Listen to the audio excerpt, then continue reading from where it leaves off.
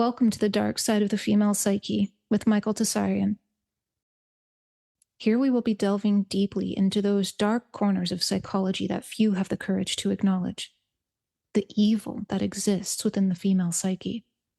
This series aims to offer you viable solutions, resources, and potent insights that can aid you in your rehabilitation and empowerment. But be forewarned, this is a series not for the faint of heart, nor is it for the easily triggered. Rather, it is only for those courageous women who realize the severity of the hour humanity is in. This means if you're going to listen to this series, you need to be ready to take self-ownership over your reactions and your responses. Because while women do hold the power to change the world, the state and quality of that change will invariably be influenced by how well a woman knows her own psyche, how beautiful, honorable, and dignified that woman chooses to become. If you are a woman who is choosing to willfully evolve, if you are a woman who sincerely desires to master yourself, your mind, and your behavior, then the information shared throughout this series will serve you well. Welcome to another episode of The Dark Side of the Female Psyche with Michael Tsarion. This week's episode is taking a slightly different direction, but I'm very curious to see where it goes. So, Michael, you can take it from here if you like. Oh, well, thanks. It's nice to be back with you. Yes, it's always good to change up the direction, and sometimes focus in on the minute detail of the domestic and social. But this is also, as I say, a great deal to do with atavistic memory, racial memory, as it used to be called, or still is called. Now they've got code, talismanic terms like genetics, as if that sort of answers everything. This happens over time. But the theory was always that our history is written in our cells, in our mind, in our brain, in our cortex. And it goes for both sexes. And as we saw slides last time, where the conflict was mentioned, the idea that there has been for many, many millennia, actually, tension between the sexes. And you think it's being addressed by feminist writers, and we've shown here conclusively that it's not. So we don't need to really hammer that to death. We've pointed it out. In the best of the writers, there's some very serious contradictions. Even though at the same time, as I maintain, you can't fling those books across the floor just because of that. Yeah. They also contain fascinating insights about the past. And also, we had to bear in mind that any statement about the past is always going to be speculative, for the very simple reason that we don't have time machines. We're not there. We're not back in ancient Greece, or Phrygia, or wherever, ancient Egypt, to really clinch it. As a matter of fact, most of what we've ever discovered about those times contradicts a lot of the assumptions that we would normally have about how they viewed the world.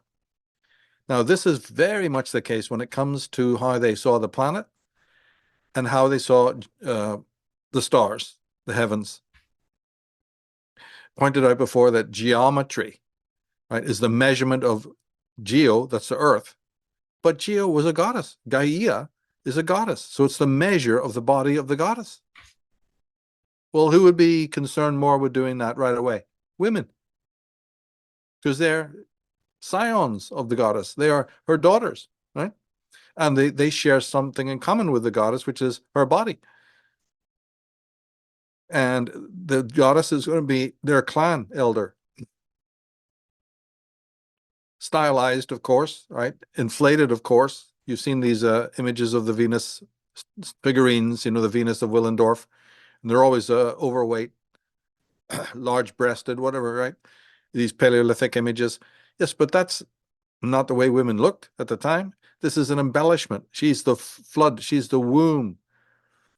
She is the womb. Well, of course, also the tomb, when it turns to, there's a dark side of this, but mostly importantly, she is the teeming womb.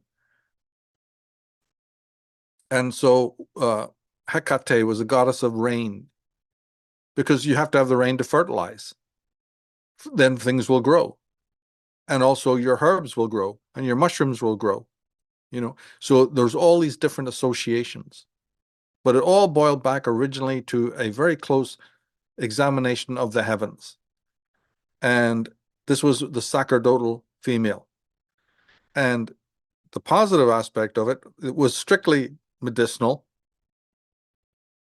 strictly for the positive, for the health of the tribe, for agriculture, looking after animals,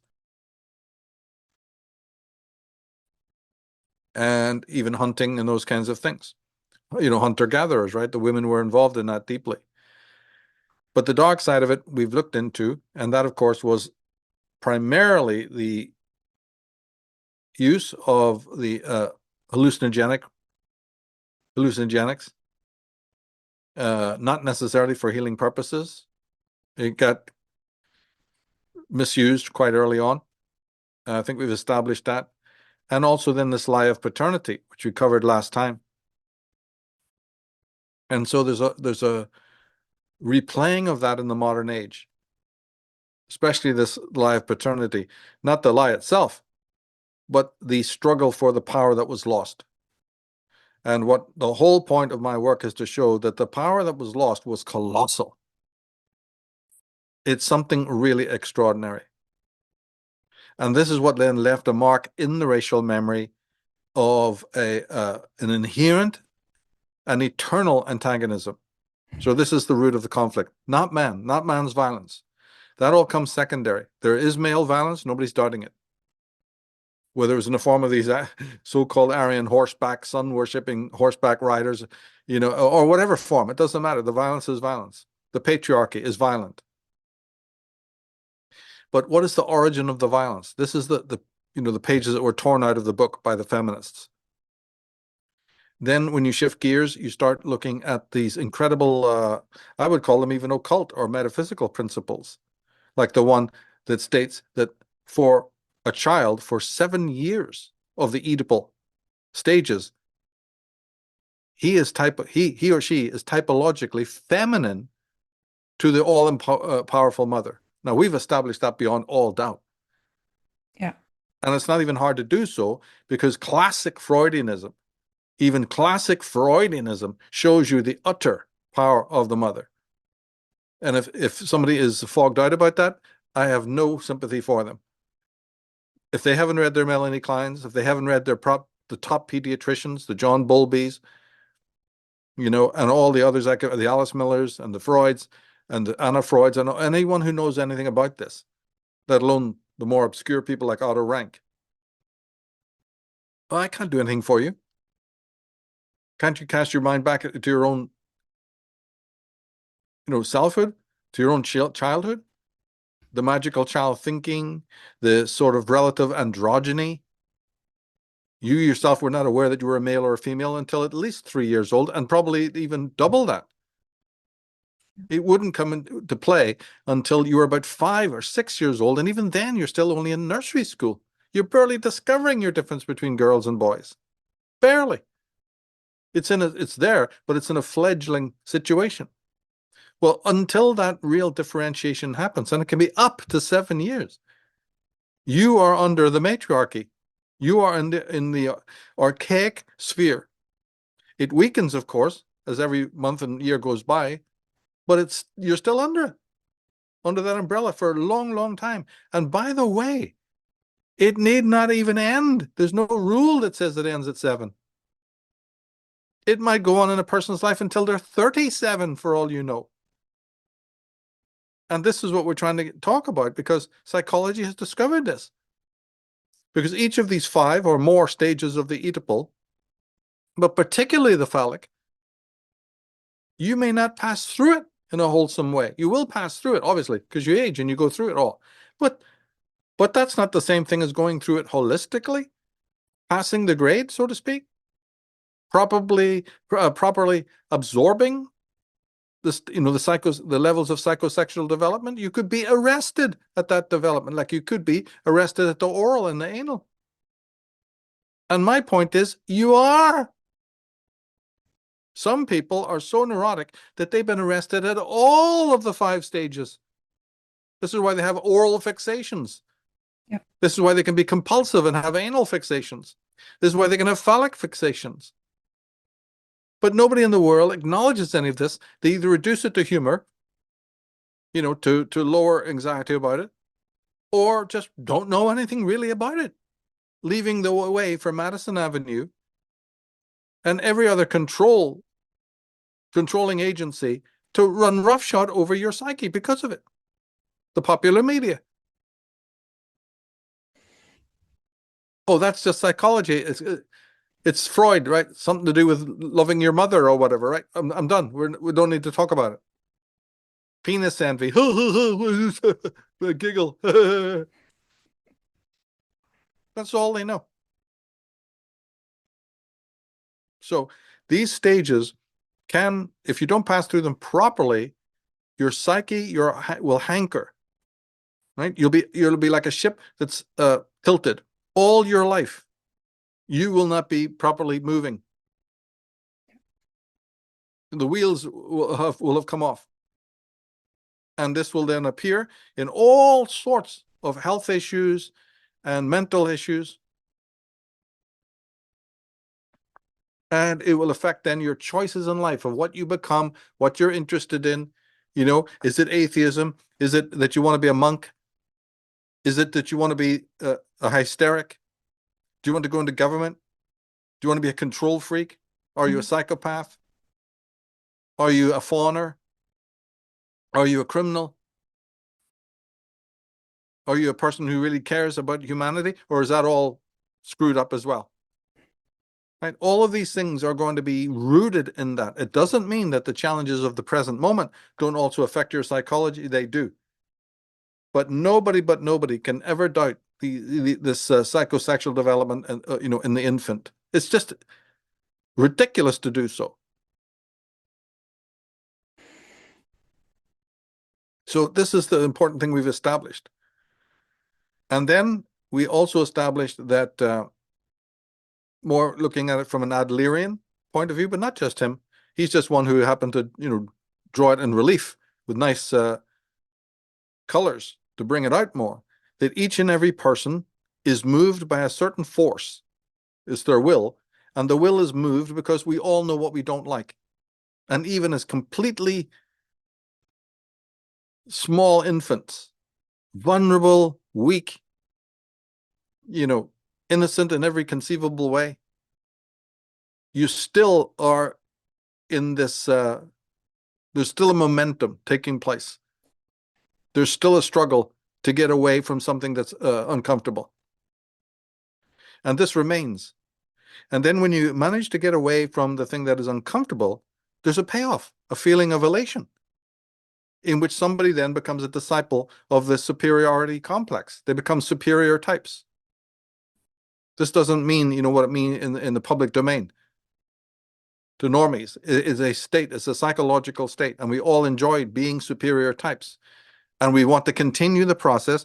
So the corporate executive is just a man, or a woman, an ambitious type, who couldn't be what he is without these antecedent stages in which you've tried, your will has pushed up against the collective will,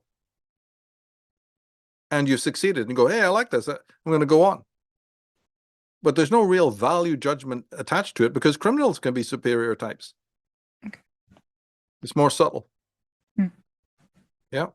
So it's a movement from a state of inferiority to a state of superiority. It's all empirical. There's nothing metaphysical about that. I talked about the other, metaphysical postulates and theories that can account for telos, and they certainly are there. But people don't want to, usually people are very resistant to that. So then you have to, present to them a sketch of something that's absolutely concrete, something that happened in their real only on their own lives, and they can at least accept that. Talk in the language of the public. Don't, bamboozle them with philosophy, metaphysics. Usually doesn't get you anywhere. You can only talk to people who have a metaphysical mindset, to get through to people like that. People who are deeply speculative, have asked these questions, and can think about the deeper matters. You're just wasting your time with the masses of mankind. You've got to give them concrete reasons for why people do things. So the whole of adult life is a continuation of this, process, this movement. You can call it an ascent if you like. But the mother, in her stereotypical form, is the soil from which is the starting place, the prima materia from which this is learned. And so then you have the feminist writers, we saw this in previous programs, where they get the whole thing arse about face. They get the whole thing upside down by attributing a value to the archetypal mother, and by definition also to every stereotypical mother, right? To inflate their opinions of themselves by saying that they are the prima materia is important, not what it gives rise to. That's secondary. All of this rescripting. And I'm here to tell you that's nonsense.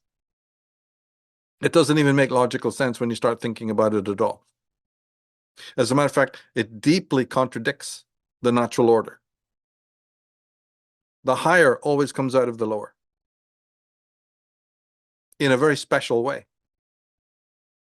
But in that, what a real scientist would do is study the process where the higher emerges from the lower, right? And wouldn't make any value judgment. He'd just notice the process and say, oh, well, this can go wrong. It's not to say that it can't go wrong. But then why would it go wrong? And we've explained that in detail.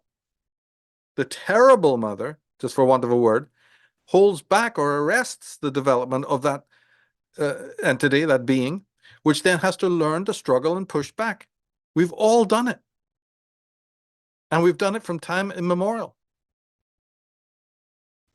And this then becomes the origin, you see, of the aggression that the later feminists, who are the most deranged and basically satanic people on the planet, and they infest our world. We now call them the woke or the progressives, but they're the cancel culture freaks. And these people have inverted the truth and polluted the minds of women and polluted the world. Now, woman was meant to be the keeper of the natural order. Are these people doing that? Do they represent the natural order? No, they represent its perversion. And man, he's a clueless dork, a moron who doesn't know anything about this either, hasn't pushed back on any of it. In fact, he's become subservient to it. Because he's under a deep state of mind control. He's a lost cause. You'll never, ever change the status quo with that. Man has got to enjoy his role as the worker ant, as the eunuch, as the castrati, as the galley. He's happy. He's happy to be the flower child, right? The pushover. So in circulation of this dark female will, that's become his life. He wouldn't want to be released from it. He has no inclination to be released from it. In fact, if anything, he wants to be enslaved even more to it. And don't let the rise of the red pill and the MGTOW, fool you at all. Because that can become derailed very, very fast if they refuse to, get into the deeper philosophies of it. And it doesn't look like they're doing that. So far, anyway. But this movement from something that you dislike is very, very important in the whole movement of it all. And then when there's an arresting force, like, a quicksand at your feet, you become panicky, don't you? Your struggle increases, your tension in your body increases, and you focus more, you become tunnel visioned. So whether it's an historical action or it's an individual action, it wouldn't matter. The feminists are trying to tell you that man is inherently and innately violent, and that women are not, and that women are the victims. Not true.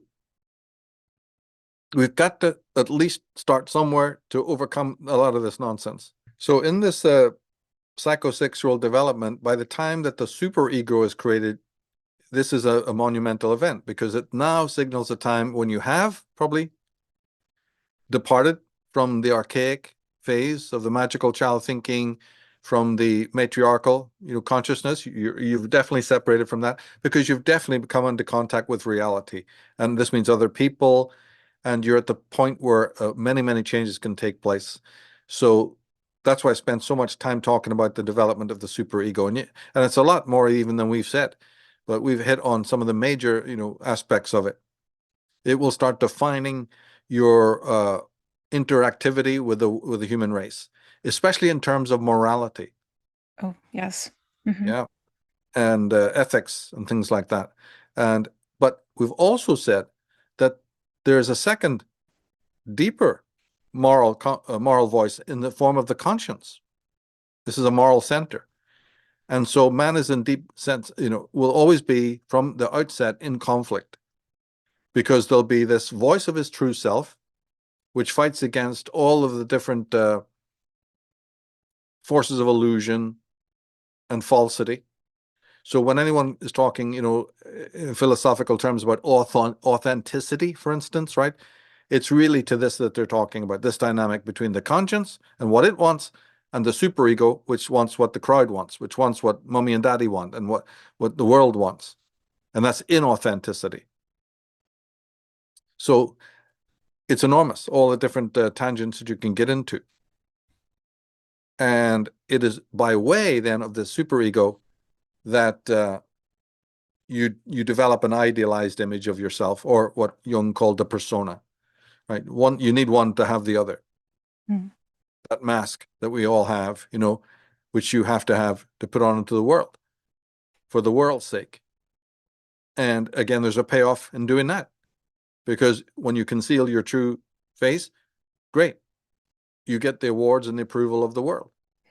But inwardly, you can be torn up by this because, of course, it means that you may be suppressing, as I've said before, legitimate emotions, what Jung called the shadow side. And this, of course, is bound to lead to pathology. But it is not only leading to pathology on the individual level, since it's done so much, it then leads to the breakdown even of a culture. The shadow aspects. And this is why you get the rise of, totalitarian states, all the things we don't have time to talk about here, but all the pestilences and what have you. It's all connected. Now, when you come back to the nature of the will, we also saw, and I'll briefly recap that the small individual will gets its payoff all right, but over the years, a strange mechanism that's unseen by most people occurs, which you can use a sociological term, total institution, or just saturation, where all the individual wills through time have given rise to the very collective will that when you come into the world, you're fighting against. That thing you're pushing against, your will, is the collective will of all the people before you. So that means that this will is something really odd, remarkable, and potentially dangerous. And even though you have minor successes pushing against it, what happens if it reifies, meaning if it solidifies? And it is solidifying. These are not the frontier days when the world was open for a man or woman, you see, to just go out and push against the world. And when he pushed against it, it gave way. Yeah. And there's plenty of room for your will to express itself. Now we're in the iron cage of bureaucracy, where you can push and push and push, and the thing hardly moves. It's become, like solid porridge. It's become concrete. Is this then the reason for the backlash and the rise of incredible apathy amongst the young that nobody seems to be able to understand? How people are just giving up? Yeah. Or telling you that they've got no meaning in their life and they've achieved nothing and they can't do anything? They are not able to put their finger on what it is. And nor will most psychologists and philosophers. They're not looking at the way I'm expressing it. I laugh at some of their ridiculous explanations. This is total institution. It was bound to happen. And if you followed the Freuds, and even the Schopenhauers, the great minds, if you had followed them assiduously, you would have come to the same conclusion. It's particularly true with Heidegger. But he's not that explicit, so you have to really pay close attention. It's what's called facticity. all the pre-configured rules of the game that are out there. Eventually will, become so constellated and so crystallized that you can push all you want with your individual will. And whereas in the past they used to give way, there was some flexibility, there was some pliability in the world order. Now it's becoming the point now where there isn't. And so the individual will become, just like these movies like Brazil have shown, and Equilibrium and all these magnificent films. Yeah. You're in a straitjacket. Your will means nothing. And people feel it. People know it after pushing up a little bit and getting nowhere. And also the overpopulation doesn't help. And there's lots of other factors to this. Just trying to keep it, limited here. And so a very natural instinct of will. I'm no longer able to get to the superiority level, which means what? Inevitably, that you're going to remain on the inferiority level. Do you know that that's not going to work? Right? The whole Adlerian system breaks down. People don't like to be at the inferior level. It will mean implosion, psychological implosion. We've got to. Right? There's no two ways about this. And should there be any prevention of this, that's when you will get complete pathocalypse. And that's where we're heading. This universal apathy is definitely a reality. Yeah. The money hunger and the greed, because the person works out in their mind, well, the only people who can move against the collective will are the rich. So now I'll do that. I see all these are pseudo solutions. And so a person becomes just a robot. And that ends up not being a solution, because what I'm talking about is universal. It won't matter that you've got a bit more money than the other person. It might help temporarily, but it's going to, even that won't help in the long run. Yeah. It's just a temporary respite. This is an underlying metaphysical problem. And we've even touched on a few, potential solutions to it, but they impact women again. They impact the mother deeply, right? So I come full circle around by expressing the problem. Yes, but then there are solutions, but are they likely to be implemented? Not the way women are going today, not the way feminism holds sway over the world. So that's all I'd say in the summary of what we've talked about, without getting into further detail. So the way is open for complete, total institution, without anybody knowing what to do except implode. First into apathy, possibly into violence, because the moment that your will doesn't push up, what do? What is a natural instinct to do when the door doesn't open for you? You push harder, you beat on it, you kick it. So that means, what I'm saying is that this will inevitably bring the rise of even more violence in our society, which we're already seeing, right? The crowds in the street, the screaming for reform, the whole ugly thugocracy. I'll explain it like nobody else can. It's everybody realizing on some sort of level that my will has having no more impact on the collective will. And I throw a tantrum.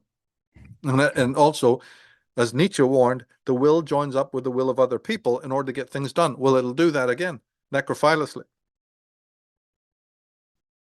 We've explored all of that. The hysterics. Gustave Le Bon will tell you all about it. Ayn Rand warned and warned and warned and warned. But the person says, what choice do I have? I've tried to be the entrepreneur, Michael. I've tried to carve my own way like it used to be. And now it's impossible. Nothing yields anymore. No one knows you exist. What's happened? The world of our, forefathers used to at least yield, and people felt exhilaration. Yeah. They could get up the ladder a bit. All of that's changing. I work and work, and I push and push, and I will and I will, and yet I keep, falling down the chute, down to square one again. And eventually a deep apathy, not just a normal sort of temporary apathy that can be maybe sorted. No, this is something that no big pharma is going to sort out. Oh, no. And there's movies that have whistleblown this. And it'll be something that nobody can ever climb out of again. Once it sets in, This is a one-way street. No one will have the individual strength to take you out of it, and no collective solutions. We don't have the psychological depth. We're going to pay for all that anti-psychological instinct. It's all waiting for us around the corner. The payoff of neglecting these incredible subjects and distracting ourselves in so many ways. So you can see now why so much of my own personal work, you see, has focused on all of this for so long, because it's very much a DEFCON 1 situation. Oh, yes. It's incredibly important that we should be looking at this because, as you've mentioned, money is not necessarily going to be the solution. Sure, you can do more with money, but it's not going to help with the existential angst and the despair. That is something money will never be able to fix. So this is information that can help with that for sure, from what I can tell. And when I look at the astrological correlations to what you talk about, like Aries being the will, so it is very much the pure form of the masculine principle, that impetus to act. And if it can't move, it will get angry. It's natural to get angry in response to blockages. So just some thoughts. Yeah. In astrology right now, as we're talking, Neptune is in conjunction with the house of Aries, isn't it? The Mars and the Neptune are there. And this is the dynamic that we're talking about. Oh, well, Neptune's on the way. It's going to actually get into Aries February or right. January, and we're almost there. Right. And this is exactly impending. Yeah. Even my speaking about it now, you see, is for people to hear it for the first time. Mm-hmm. This is actually written in the stars. This is actually happening. Exactly. Two very antithetical energies are coming together. The will, right, and the aggressive instinct, and the will to superiority, and it's very, very opposite. Mm-hmm. The nebulous, weakening force that is psychological. Neptune rules the psychology, the psychological reality, but some sort of nebulous thing that you can't put your finger on. This is why it comes into society and nobody knows where it's coming from. It's just a mood. It's just a feeling. It's just something that you know is there, but you can't get around it. Yeah. So these two things are, coming head on for a conversation, and we're unpacking what that is. It's really extraordinary, actually. And it is in the hands of women, but they've been wasting their time with feminism. So a really major set of solutions have been on the cutting room floor. Absolutely sodden, totally moldy. Because women were meant to play a major role in warning society about this and in initiating, you see, the answers. Yeah. Yeah. They were meant to be the psychological sex. Just as in the past, the high ones in the great cultures were the medicinal ones, the apothecaries, right? They were women. The ones who knew all about the connection between heaven and earth, as above, so below. Well, we have them today. There's no different, except that they've turned long ago from that duty. And we know who the culprits are, who did it, right? And when. We have all the addresses, but that hasn't stopped it. And then my point was, why would millions of women sign on for something that's so utterly, contaminatory? That is a massive journey. That will take you into the racial memory, the atavism, all the things we've explored. That's the road you have to go on if you're serious, because otherwise there's no actual explanation of why something so poisonous and necrophilous would catch on so quickly. It's something so wrong. And all they can ever do is turn around and blame men for their violence. I'm sorry, that doesn't hold up. So once you've eliminated that, that's the impossible. Whatever remains, no matter how improbable, must be the truth. That's Arthur Conan Doyle. Once you've eliminated the impossible, and that's what we've done. That is just impossible. Because the dominion of the female over childbirth and later, periods.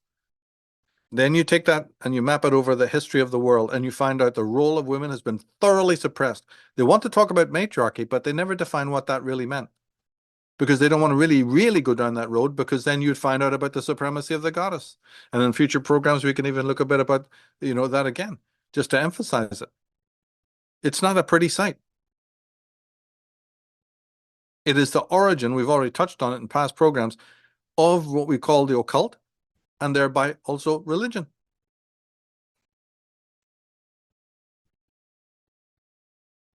And it had the most extraordinary consequences. The use of the hallucinogenics, when finally, after many, many thousands of years, man started to, get involved with its usage, it opened what we would call his feminine side, meaning he became more artistic. That has a date of birth. That did not exist before 40,000 years ago. But the feminists, who are the great deceivers of the world, can be brought to court, put up in the dock, and asked a very simple question. How, in your theory, can you reconcile the fact that man's feminine side, right, began to be expressed for thousands of years, but at exactly the same time, misogyny ruled his world? That's your claim. Something's off somewhere. You can't have it both ways. But answer came there none. Nobody to this day has explained it. In fact, nobody's explained it because nobody's ever pointed it out to them. Like I said, there's been no pushback. The two things are complete cross purposes. One, they'd like to credit women, for the opening of man's feminine side, because she was in charge of the hallucinogenic properties, the poppies and the Amanita muscaria and the psilocybin, whatever you want to, and all the potions, the whole pharmacopoeia that we talked about. And this then opened up a door for man where he became the harpist, and he became the poet, and he became the storyteller, and he became the artist. The evidence is out there. They know all about it. But I'm asking a very simple question.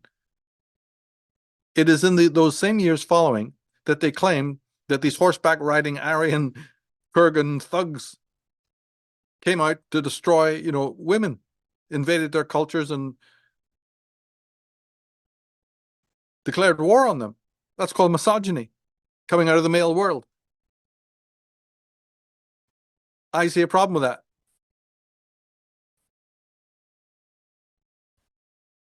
The two just don't fit, no matter how you put them together.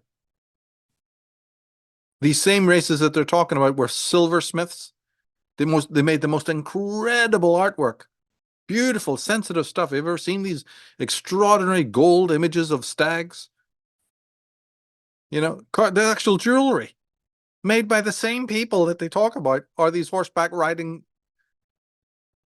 thugs. No, it doesn't fit. But we do have the violence against women. That can't be denied. So my explanation fits right in the middle there. It takes into account all of this. It was woman's own doings, occurrences that, caused reprisal. Once you put that in, it's all explained. Now you can have both. Now you can have those two realities. They will now fit side by side, because there's this third element that, despite man's artistic side being opened and all that's fine, he still is a man of justice. He's still going to face truth, and he's still going to punish wrongdoers who've overstepped, the boundary. And that's what this is. The moment that you discover it as a retaliation action, then these two things fit, and only then. Although if you pull that out, they never fit. They just rub up against each other, and that's what you've got. The feminist doesn't want to even talk about it. They just move right on. And this has been a major act of duplicity, but I think it is undermines their entire premise, you see, once you get into it. And then that's why you can move on to something else. Well, it definitely fills in a blank, a very, Sure very significant blank. Mm-hmm. Yeah, that no question. But it comes up to modern times because all of this is written in the race memory. Mm-hmm. And when you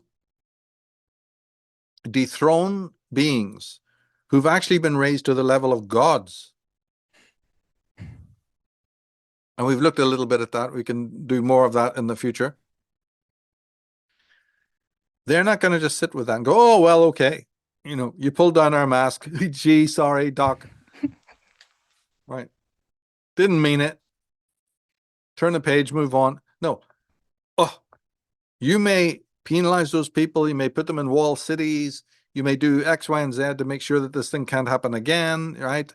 You may have some restoration. Like I said, the father-son relationship did change, and therefore, we have the rise of more holistic civilizations. Things can get moving now. Okay, good.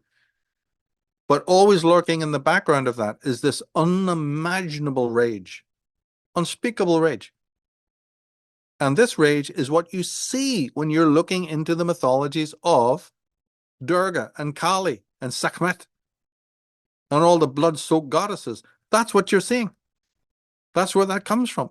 All the goddesses of death, right? Like Hecate would be a perfect example, and there's plenty more. The Morrigan in Celtic legends. Have you any idea? These great crow goddesses and raven goddesses. The Kaliak, plucking the eyes out and chopping the heads off and all of this. Where does all that come from? Mythology is telling you something incredible.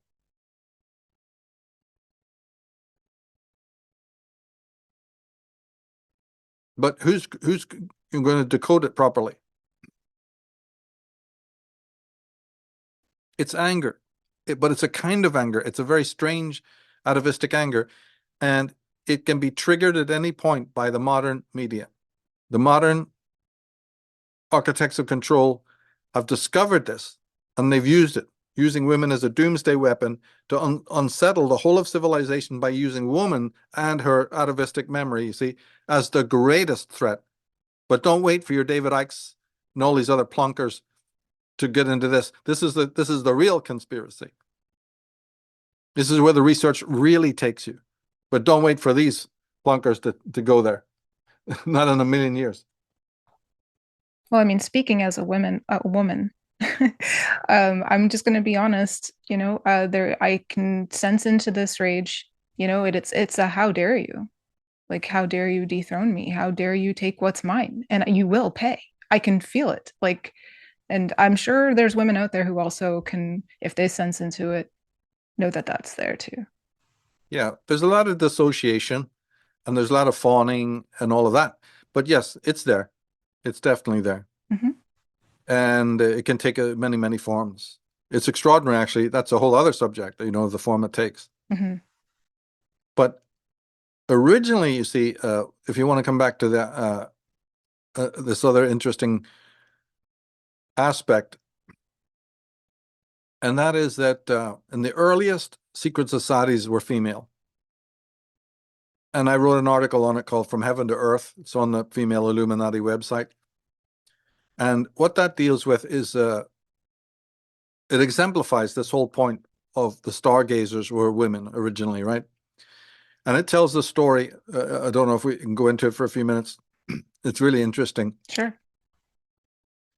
That according to the scientist David Talbot and Wallace Thornhill, his friend, who's a plasma cosmologist, they believed, somewhat like Velikovsky, they honor Velikovsky, these two, right? So it's sort of related to Velikovsky. But it's like almost you could call it a supplement to his work. Mm. And in the article at the very bottom, I put all their videos and their information so people can look into the science. I don't deal with that directly in the article or anything, but people can certainly just immediately click through to find out. And there's two videos actually, which are really, really fascinating. Symbols in an alien sky and thunderbolts of the gods. Really remarkable stuff. And they talk about a particular conjunction that took place between Saturn, Venus, and Mars. And when they aligned, it looked like a gigantic sort of shield, a round shield, and these like a sort of a hub in the middle where Venus and Mars, overlapped. Mm. So it was this extraordinary thing, these concentric planets all aligning up. And you could imagine it was almost similar to like an aurora borealis, but much more striking. And all of this plasma display started to happen with all of the discharge, electromagnetic discharges, between 3 planets. And so the whole sky was lit up. And the ancients were frozen with fear about this. But at the same time, as they were watching, they thought it was the gods, because they really did believe that this was the gods speaking to them. Were the gods angry? What was going on? Are they trying to communicate something to us? And they started to really observe very deeply. And this is probably around somewhere like 1500 to 2000 years BC. But nobody knows really for sure. The closest approximation would be Velikovsky's theories, because he believed, you see, that some of these cataclysms around about that time, these extraordinary meteor showers, the eruption on Santorini, the biggest volcano that the planet has ever seen, it has destroyed lots of lands and is even mentioned in the Bible in the form of the 10 plagues and what have you, right? He believes that was caused by Venus entering into our solar system as a comet. And she was known as Venus Barbata, the bearded lady. Well, that's an old way of describing a comet. And the tail of a comet can be over 1 million miles long.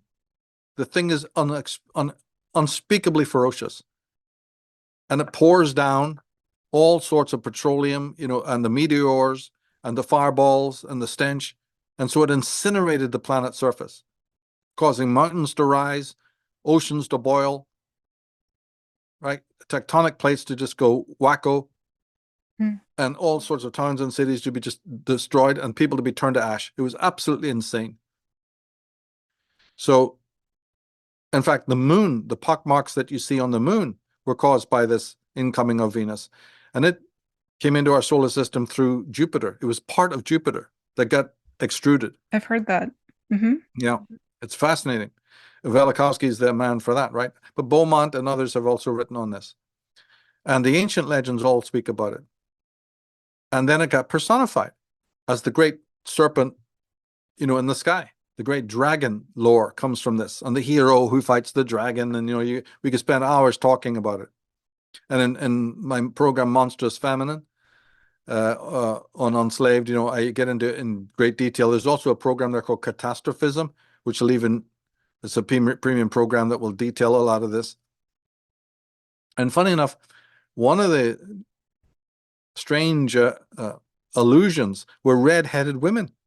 We won't talk about it here, but red-headed women became associated with the comet, strangely enough. And that's why they got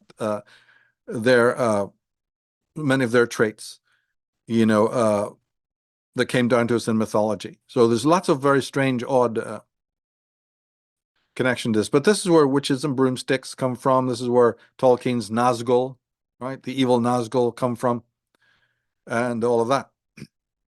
But back to David Talbot's theory, because we were just talking there about the dates. So it's possible that this had to happen after Venus had settled down to its normal orbit. But in any case, these great discharges of plasma and electricity started forming images in the sky, very similar to the aurora borealis kind of imagery with the colors. And also maybe what we have today when we look up in the clouds and we claim we see sorts of images, all sorts of, images in the clouds. Well, this is where this came from. That's called pareidolia, where we project images that aren't there onto the sky. Well, it all arose. We didn't do this before this period. Or if we did, it was in a more primitive form. Like the zodiac may have been an example of this. That's why we attribute, animal signs to the stars. Well, this was going on massively during the time of this conjunction that the article deals with. And so what this article deals with then is the enormous amount of symbolism that we find in the Old Testament, the New Testament, throughout all the ancient epics, and through all the mythologies, be it a beautiful fountain, be it a tree of life, be it a descending dove, you see, be it Jesus in the clouds, a knight fighting a dragon. In fact, I have a list, maybe if you don't mind reading off a few of those from the article, it'll give people a real clue into what we're talking about. All right, let's see here. Okay, and this comes from your program Catastrophism, it says here. And the list includes the scythe or sickle, as seen in the hands of death and Father Time. The lance is carried by a heroic knight, as you mentioned. A spear, as thrown by Saul. An angel with swirling sword, as in the Genesis story. The luminous magical sword, as in the case of Excalibur and earlier Irish legends. The great cauldron or chalice is found in the Grail legends and Irish mythology. The thunderbolt associated with Zeus and other deities. The Vajna is seen in Tibetan iconography. The trident as associated with Neptune and Shiva. The scepter as held by royal figures. A boat passing across the sky, as in the Tale of Ra. A dragon ship as used by the Norsemen and other mariners. A beast with many heads, as in the mythological Hydra. Bat-like forms with misshapen faces and wings. Gargoyle-like figures as seen on churches and mansions. Spectral or ghostly beings, which become the angels of religion. An arrow, as in the saga of Robin Hood. A knife-wielding hero slaying a beast, as in Mithra and Bull. A sling, as in the case of Lou and David. Mask-like images as seen in theatrical masks, like the comedy and tragedy masks. A Medusan visage with serpentine emissions, discharges. The tongue of Kali. A necklace of skulls. A red-haired witch or demoness. And infinitely more. In other words, basically, the vast majority of images that come down to us from religion and mythology that nobody questions and just accepts. Nobody asks, where did it all come from? It seems like a great big cornucopia, a big mess. Hmm. Something that only children would read in their fairy tales. And yet, there are these images, right? Ezekiel, his great wheels in the sky, the chariots, Phaeton and his chariot, you see? On and on it goes. This is the origin. Now, one of the reasons we don't focus on it is, of course, it was traumatic. And we've already established that anything traumatic does indeed get suppressed, pushed under the rug, so to speak. And that has definitely happened. But a great rose window, that you see on churches, where did that come from? And on and on and on it goes. Everything you can look at in mythology. So these extraordinary celestial events. But how it relates to the female is very interesting. In these discharges, a lot of the symbols came down, like I said, the Medusa's head, the red-headed witch, a lot of them were actually female. And so it became obvious at a certain point, because the ancients were writing all of this down. They were putting it in the sand, they were writing it on tablets of clay or parchment, they were sketching it. And later they had plenty of time to contemplate it. And so they discovered that they thought that the gods had been communicating to them, and a lot of these symbols just seemed incomprehensible. And so women who already had their own sort of societies, these astrological societies we're talking about, these communities, they started to act as interpreters of these signs. And they ended up doing a better job than the male priests. And this is the origin of the great rivalry, which probably hadn't been as, definite before. And remember, you're seeing pentagrams, you're seeing complex shapes, hexagrams, whatever you want. So a lot of these symbols then start turning up on later Masonic halls, on temple sites all over the place. That's where they come from. The 8-pointed star that you see a lot of places, you see in many other octagons and symbols, they're coming from this event. They became precious. They were immortalized. But viewing it is only one aspect. Interpreting it becomes the important thing, because this is the gods riding in the heavens. In the book of Daniel, when you hear about God's hand coming down, to Nebuchadnezzar and writing some mysterious script on the wall, and everybody panicking, or when Moses sees God's hand writing on the two tablets, where do you think all this is coming from? Where do you think the two tablets image comes from, and the man holding them, or the sacred mountain, or the golden calf? You see? Or the great serpent staff and whatever, like I said, the tree of life. Where do you think that originates? So Talbot gets us that far to talk about the physical event. And he connects it to mythology, definitely does. But I expand upon his work because my philosophy is that these female secret societies were deeply empowered, far more than they had been, by this, or even other events similar to this, because they became extremely adept interpreters of these symbols. And this is the secret of their power. Right? They really were good at it. Many of the tarot images, for instance, derive from this, as do all the astrological symbols. And there's more than just 12 of those. There's, 88 constellations. So one has to really realize what's going on here. And so this symbolic canon fell into the hands of women. And this is one of the areas of their power. And so they started to then incorporate a lot of the symbols of the heavens and the sky that they saw into their rituals. There was a transmission, you see, from heaven to earth. The male priests did the same thing.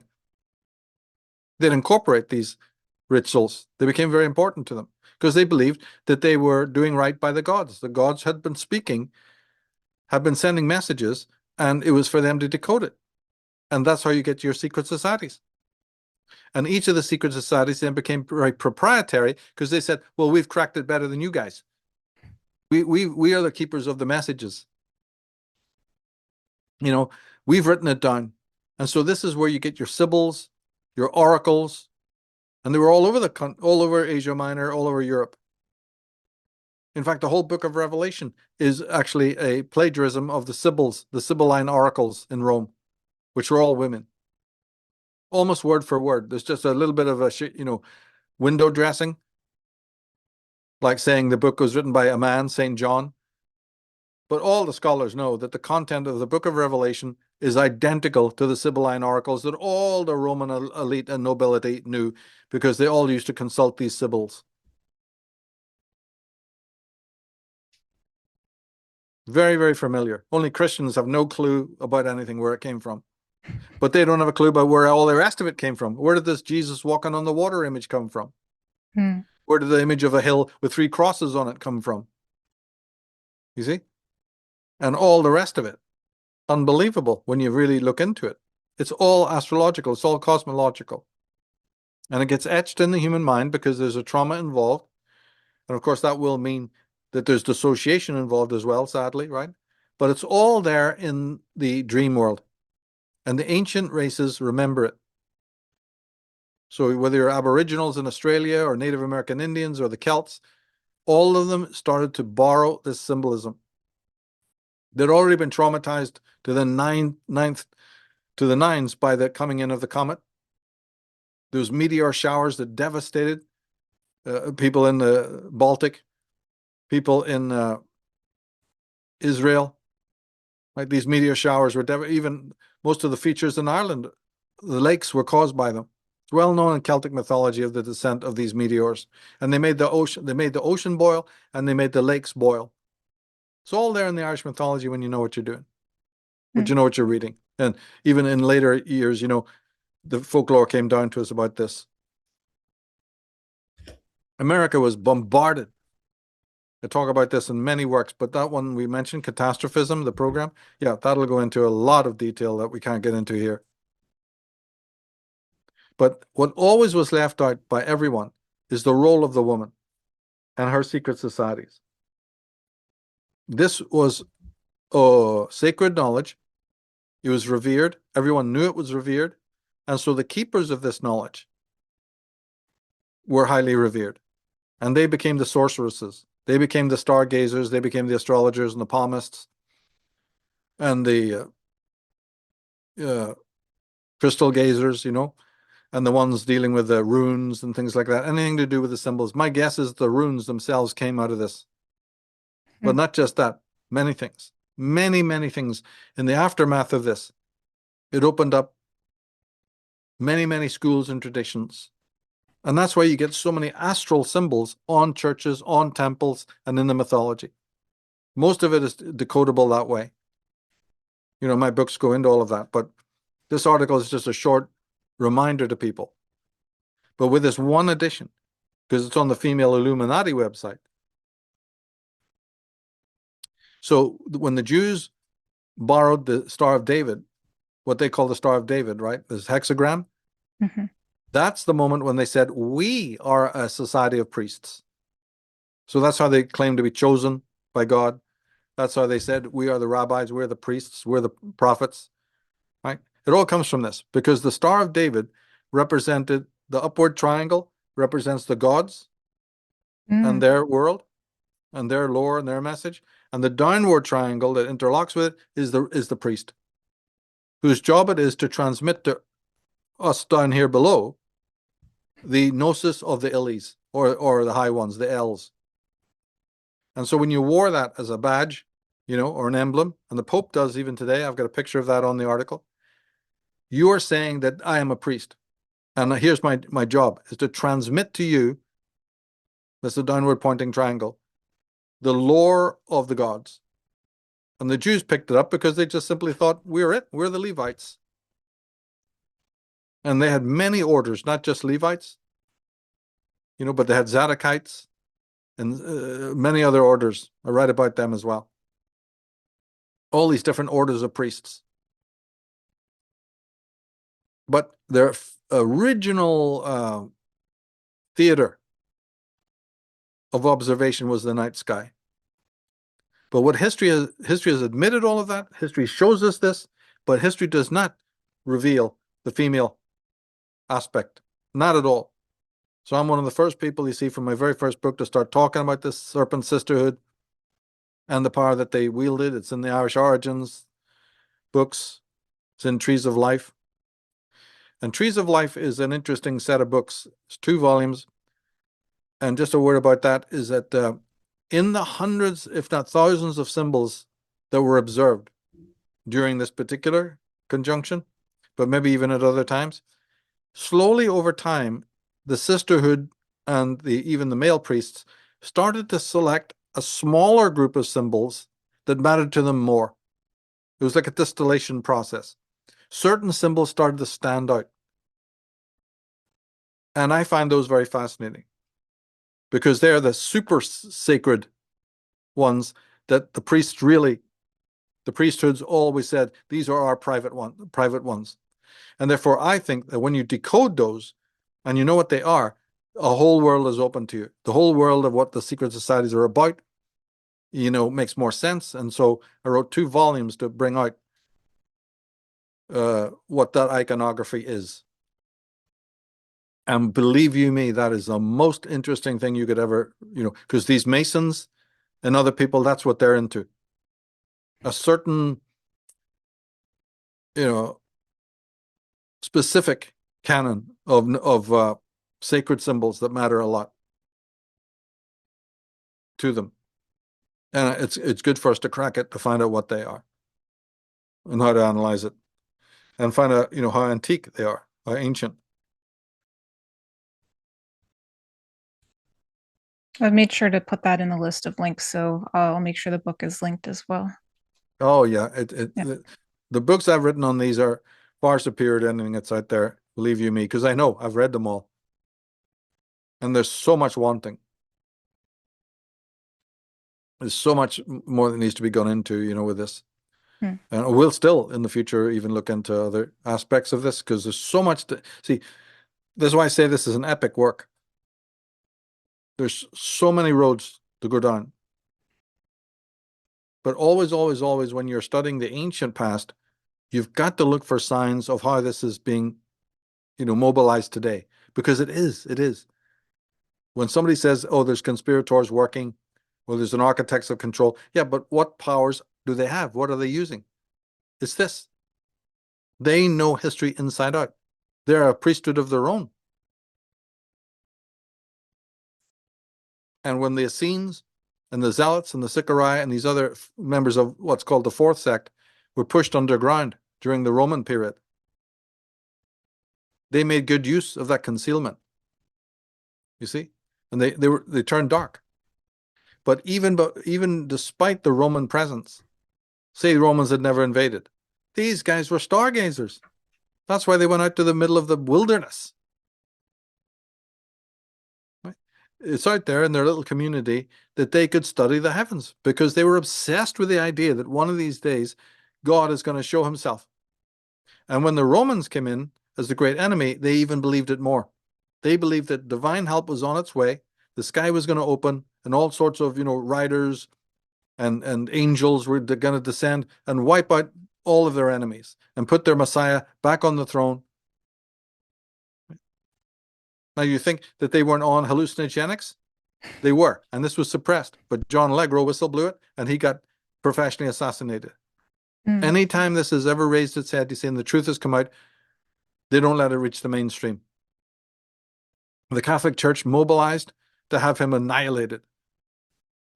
And I tell that story in a recent series we did on Unslaved, the Dead Sea Scrolls Deception, 10 parts.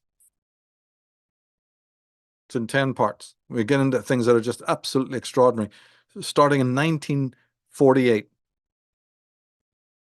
So this is, again, very recent history. And the Dead Sea Scrolls weren't even revealed in their entirety until 1990s. It was going at a snail's pace, and if the powers that be had their way, we wouldn't have even heard about it. We still wouldn't have the whole lot of it.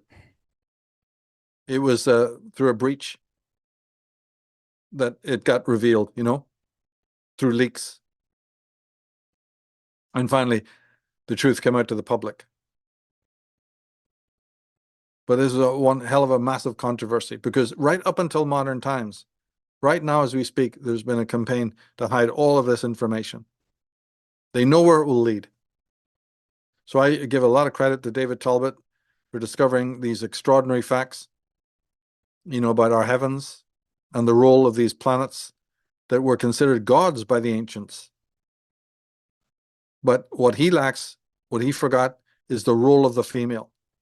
Many of the images that came out of the sky and the heavens were female. That can't be decoded properly by men. So women said, this is for us. And for some reason it worked. People went, yeah, you think you got it here. And so just like you would, you'd start listening to those ones better, right? You thought, the school gives us more insight into what this is about. So all over the world, especially in the Celtic Ireland, but even amongst the Nordics, the female wise one, the Volupsa, as they're called, right, started to be heard, these prophetesses. They're all over the Celtic legends and in other countries too. And so there's a positive aspect to that. But again, as I keep saying, all power can eventually be misused. But it's a great journey to be able to discover then where's the original source of all of this power? How do these prophetesses or prophets or priests get their power? Okay, we know they may misuse it later on. That's okay, we understand that. But where did it originally come from? Well, you will never find out unless you follow the symbols. So David Talbot kicked open a few doors that for a symbolist, is extraordinary. You see? Very, very important contributions for anyone who's been on the trail of symbolism. Because you pull out a dollar bill, you look at all the different iconography that they use in the media. How are you going to decode it? Look at even masonry. Don't you see comets? You do. Don't you see a blazing star? Don't you see checkerboards and columns and symbols of the spheres, the celestial spheres? Of course you do.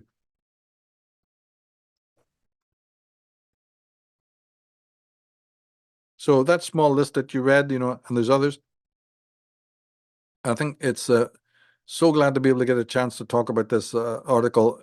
It will really clue people in when they're looking for the origins of not just secret societies, but what they believe, where they got their, iconography.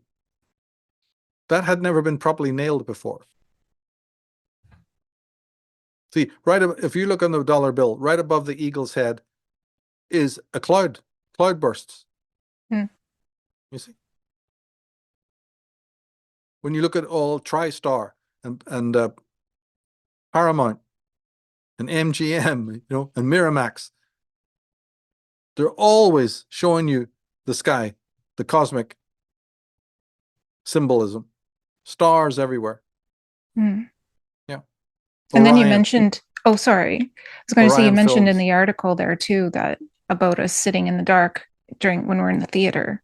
Sure. Sorry for the interruption. No, no, but Just that's made me right. think of that. Yeah. That's right. Where did some of these modern day customs come from?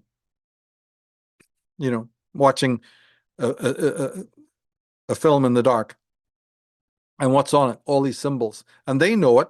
The filmmakers know it. So they always introduce their films Mm. with something to do with the night sky, celestial images. All of them, almost all of them. It's extraordinary.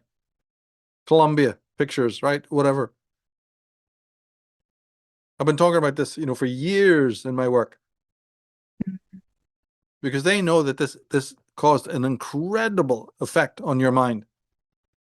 So now today, when you look up and, children will see images in the clouds and go, hey, look at that. There's a big dragon or a white horse or a face. That is all a throwback to this time that we're talking about. But we forgot it because, again, it had a traumatic effect. Right? Because we'd just been exposed to a giant comet probably around the same time, which was so ferocious. That's why people, can never understand it. So that's why you have to, watch my program on catastrophism, and it'll go into the details of what this was like. And that great comet was worshipped by the Setians. And the Setians are your Satanists. Set and Satan are the same thing. So the fall of Satan, the angel who descended into the underworld, right, who fell like a blazing star. That's what it was a physical event.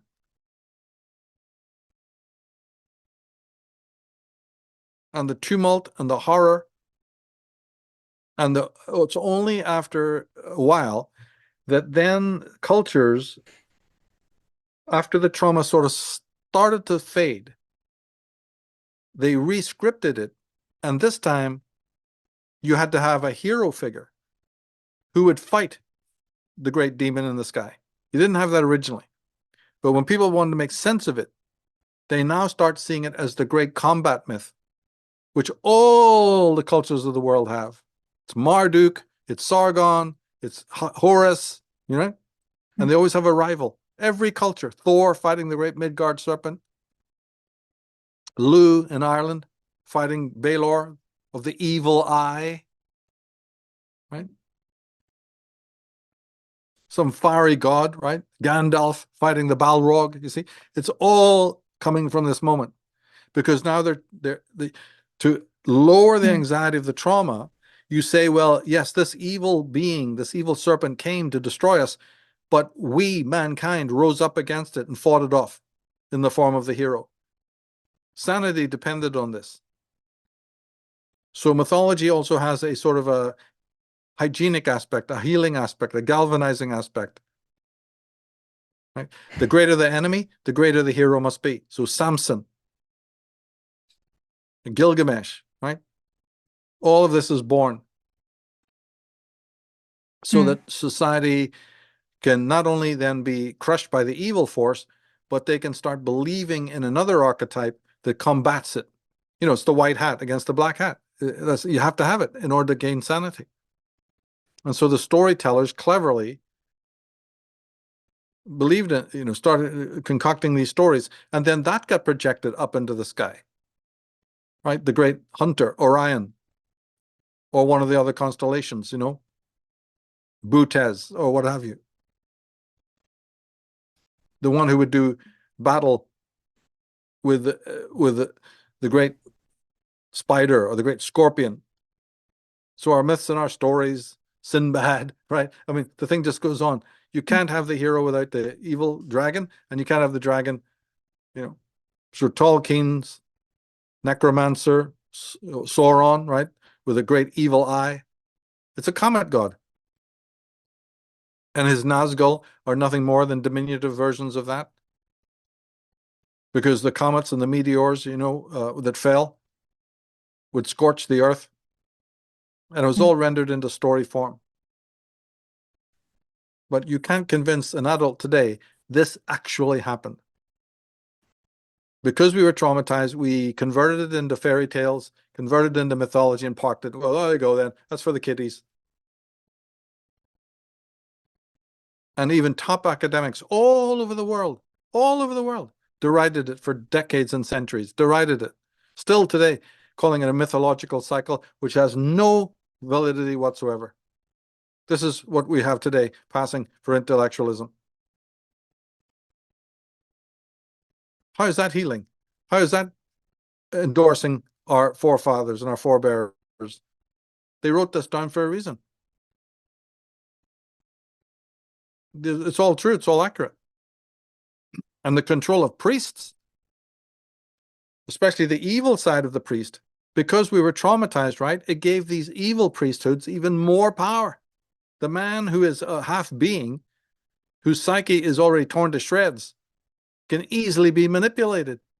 So these priesthoods we're talking about quickly turned dark when they realized this.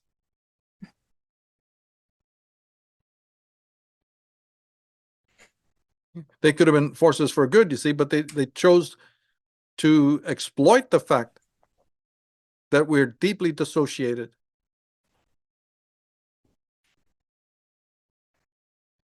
So this thing has enormous consequences for our age.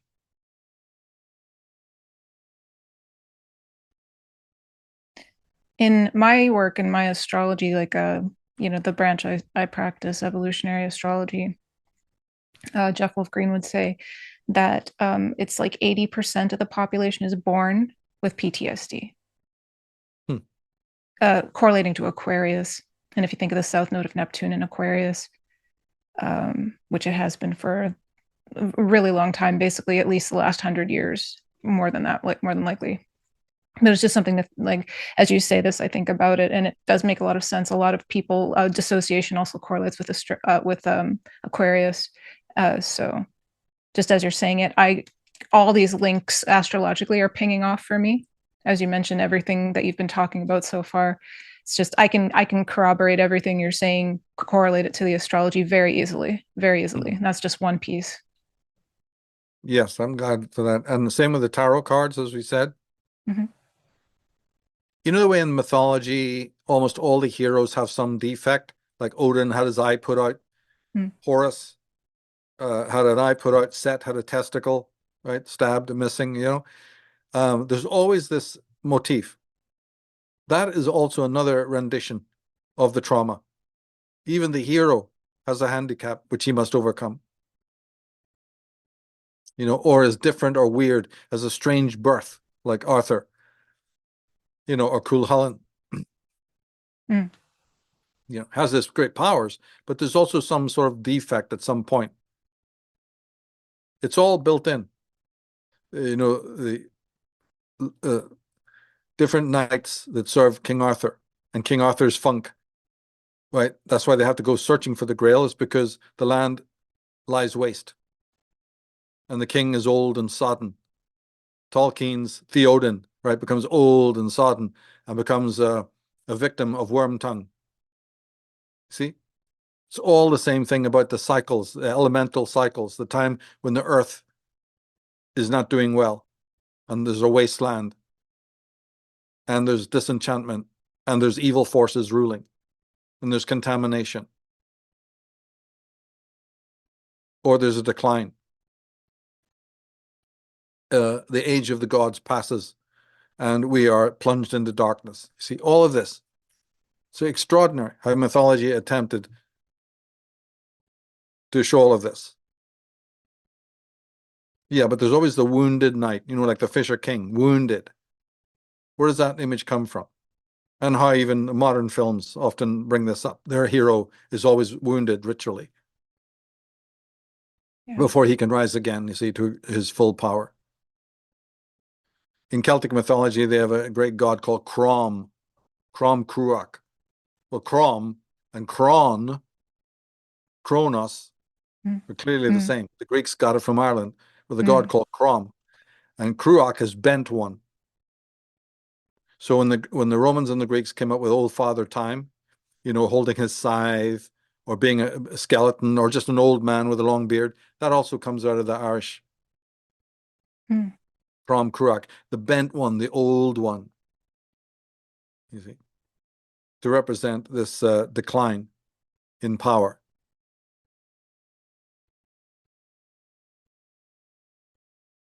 And ages that go by, and then renewal.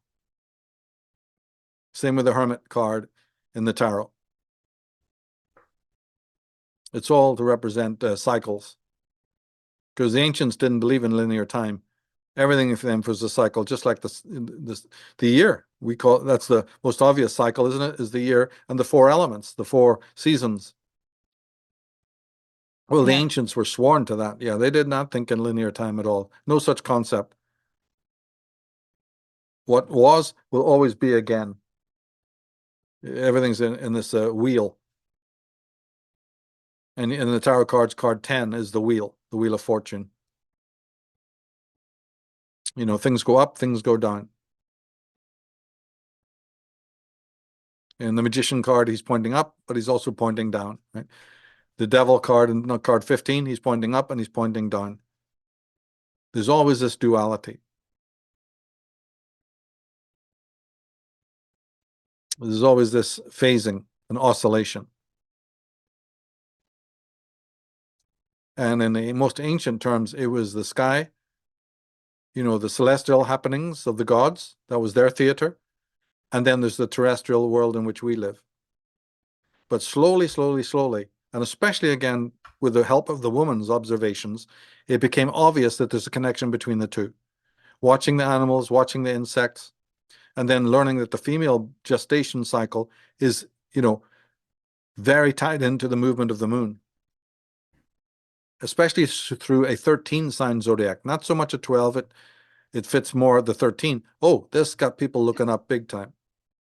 But then again, like in the ancient days, everything had to have a practical purpose. So the planting and plucking of the herbs, and then the mixing of the potions was an elaborate process that took many months, all year, was dedicated to this. All had to be done under the god or the goddess, you see, which meant astrological timing. You don't just willy-nilly do it whenever you feel like it. The language of the plants and the herbs meant, no, this one needs to be done at night. This one needs to be done at dawn. This one needs to be done at the full moon. This one needs to be mixed only at the new moon. Or this one would be good with Venus and Virgo. You know, and all the other myriad constellations. So man was always looking up in order to look down. We've forgotten this. We've become disarticulated from the heavens. We've lost our way. And the great zodiac circle was called the girdle of Isis. And there was many other, you know, symbols of this. Cybele, the goddess Cybele, always was holding a sphere or a circle or a circlet. You know, sometimes it was a cauldron or a chalice. You know, in Ireland mythology, you get the goddesses holding the chalice. It's the same thing, though. The chalice is just a symbol of the dome of the heavens. And it turns out that the word grail, for instance, looks like it might have come from the word gradus. The gradus and grail come from a same root. So the Holy Grail was not a cup. That's what, you know, later transmogrified into.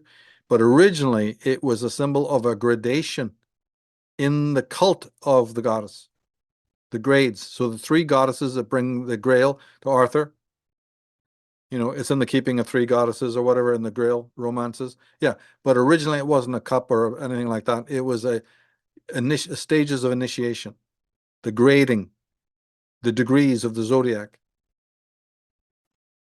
that later on got, you know, euphemized as a cup holder, that you have to drink from the great cup. But all it meant was that you have to pass through grades. But the women were the archimandrites, the keepers of that path, you know, and they would only pick the knight. He would be initiated, the one who, being Galahad, you see, or Lancelot or Sir Tristram or whoever, he who would receive the Grail would be the one who's passed through the grades. So Grail, to cut it short, simply is a motif that originates in these female rites, as they would then choose very carefully what kind of girl or what kind of boy you see would be initiated by them into the mysteries. And so doing a chart for somebody became important, didn't it? Because in the selection of who this person, that's where astrology comes from. You started to notice their birth charts. So everything that we're talking about in divination, or a great deal of it anyway, and came from these mystery traditions. Doing a chart for a king, a noble, or a new acolyte. The neophyte, they'd go into watching his behavior, but they'd also cast divination charts to make sure that this was the right candidate for them, But even if they thought he was, then he still had to undergo physical rites. And the Irish legends are filled with that, about the difficulty, the extraordinary difficulty of these rites, that the child and the youth had to go through in order to prove himself.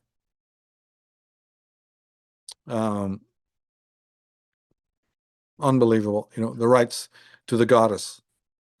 And sometimes this rite included full-blown castration. We can talk about that at another show, but it's really pretty hideous. Wow. Yeah. I didn't see it taking that turn. Wow. Okay. Yeah. So they would go that far. Yeah, I would love to talk about that more at some point. Yeah. Yes. Oh, yeah. I see I've got loads of information on all of this. Mm-hmm. It's just, we've done a good job, though, exploring all the different highways and byways. It's absolutely epic. I have a question, actually. You were talking about the superior level and the inferior level, and kind of how, even, no matter what echelon in society you are at, like whether you're criminal or in, we'll say, the more like consensus society in the corporate world, just as an example, there you'll find these superior types. And it makes me think, now I apologize because this isn't really something you've referenced in the show, but I have to work with the frameworks I'm familiar with. The I Ching. In the I Ching, they speak about the superior man and the inferior. And the inferior is almost always implied that it's the feminine, and that the superior is the masculine, heaven and earth, so to speak. There's a lot of ways we could look at it. But it's just quite interesting because in the I Ching, they do consider that the way of heaven, the superior way, is the masculine, is the way to strive for. It's the way that works more in alignment with natural laws and principles. And the inferior is more manipulative and necrotic, and kind of like rotting. And it's just quite interesting because what you mentioned, it sounds like no matter what echelon in society you're at, even the ones that we would see as malignant or criminal, even then there's still this impulse to want to reach superiority on some level, like a sublimation or something of the sort. And I didn't really have a question. It was just more of a comment on what you've been saying and things that have come to mind. But I guess my question was, yeah, I guess, am I on the right track? Like, does it sound like I'm making sense of what you're saying? Because this is just my take from what you've said so far. Well, it becomes an instinct that's life affirming. Mm. But all instincts, just like all desires, are bivalent. Mm. They serve two purposes. They serve the eros energy, which you're talking about, which is the single straight line, unbroken, the yang. And then there's the yin, which is a broken line. And that would be the thanatos instinct. All of this is not taught to us, right? So we're so confused. Everything is a contrarium. Now, if you get into all of this Eastern palaver, you lose this great secret. So there's still forces in our world, you see, that don't want this to be known. But everything has this bivalence. Mm. When the child strives against that which it finds uncomfortable, it can also give in to it. It has the free will. Under the will is the freedom. We use the word free will all the time and never think about what it means. There may be will, but there's also the freedom to not use the will. There's the will to not will. I call it the will to negation. And that is something that's rotten, because what it will mean is that you will remain at the inferior position. And you and I have just talked about the fact that that's going to happen for the whole of mankind at some point. Can't say when, but it's on its way. If not, it's the beginning fledgling stages are already here. The giving up of the will. Because you've tried it and it doesn't work. Right? Because of the critical mass. So a teenager now tries to do what other teenagers in the past did in exactly the same way, but he's no longer getting the payoff, moving, like I said, to the superior type. One or two do. Of course, it's not all gone. But in general, people are not finding that satisfaction anymore. And they're letting you know. They're going online to tell you how depressed they are, that nothing turns them on anymore. They can't find anything to be doing.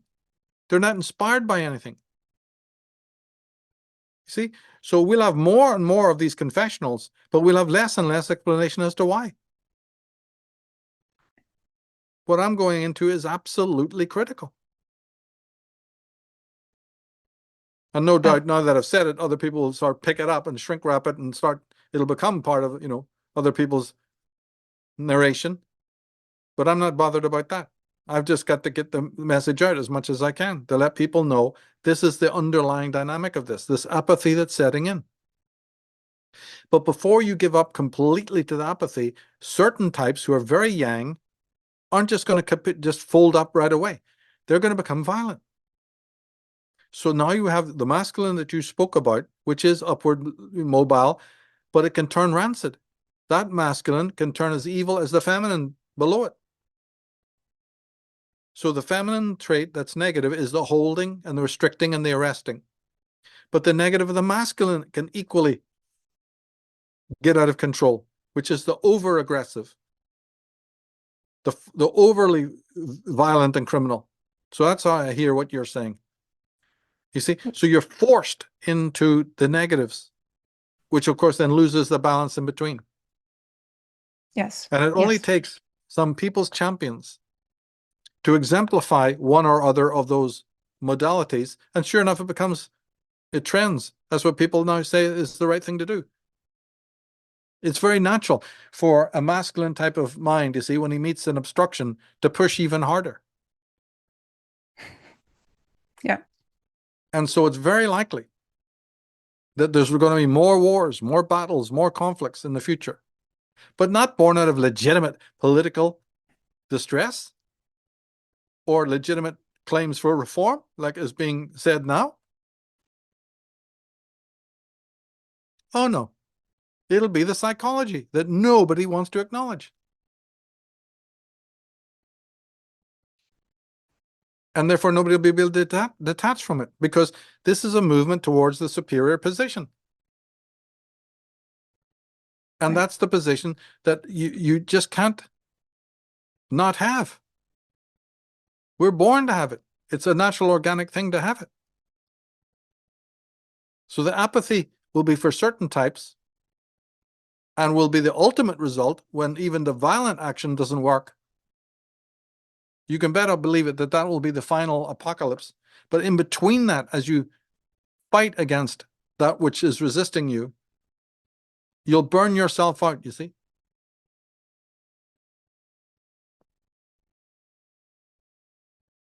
The masculine is doomed, to going into this mode of overdrive, because that's the only thing he knows.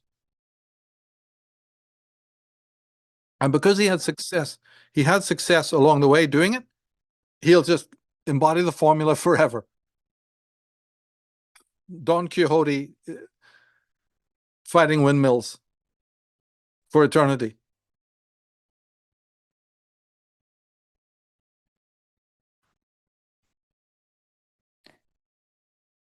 And really what this boils down to, in a sense, because if I think about the masculine getting out of whack, at the root of it, it is going to be a malignant feminine influence that causes the masculine inherently to become violent in a, we'll say, futile way. Is that fair? Yeah. We mentioned that if there was no terrible mothers, none of this would matter. Right. Because the whole problem only arises to this level when there's a resistance in the earlier, moments of youth, in infancy. There has to be a magnetic vortex holding you back, an anti-natural, anti-organic force. And that is the terrible mother who tries to arrest you, who prevents you from individuating and differentiating, who's threatened by that, threatened by your own independence.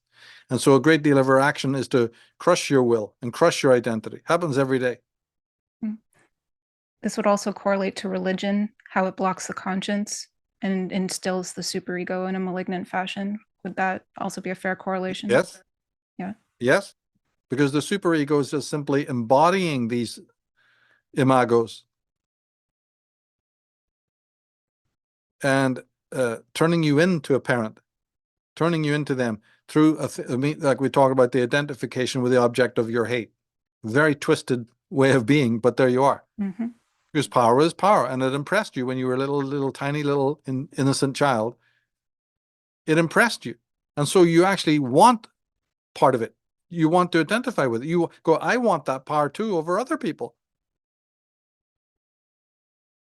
And the conscience may be saying, oh, no, you don't. Don't identify with the tyrant. But unfortunately, because of the crowd consciousness and the weight of society, the superego gain is turned up. And that's the voice you end up listening to, causing all sorts of meltdown in your later life. You become a disciple of the will. And you become addicted to the payoff when you see that it works. And that's what all the competition's about. That's what all the fighting and brawling and one-upmanship, you see, is all about. Everybody's got it. We're so caught up in it, we don't even notice it anymore. It becomes so ubiquitous. This is all the legacy of bad parenting.